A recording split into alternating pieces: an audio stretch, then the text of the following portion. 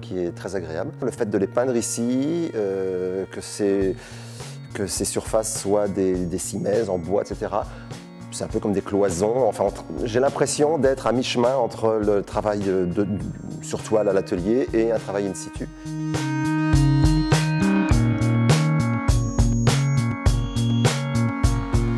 Ce que j'ai choisi de faire ici, ce ne sont pas des images inédites. Il s'agit d'une petite fille assise en tailleur qui lit un livre. Je pense qu'aujourd'hui, on est submergé d'informations, on est connecté de partout et parfois je pense que c'est bien de rappeler aux jeunes en particulier qu'un bon vieux bouquin en papier, ça peut permettre de s'évader, de rêver.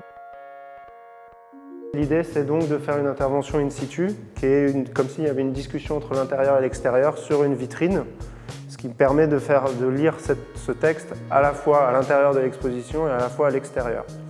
C'est un travail que j'avais déjà fait et j'avais déjà commencé une fois à Beaubourg, où c'était justement la limite entre le public et le privé, et comment finalement une cloison, et là ici une vitre, peut faire une barrière entre l'extérieur et l'intérieur. Et donc là, l'idée, c'est de faire une phrase, donc c'est une phrase de Gertrude Stein, qui est « A rose is a rose is a rose ». Les choses sont comme elles sont en fait, c'est qu'on ne peut plus les changer une fois qu'elles ont été faites.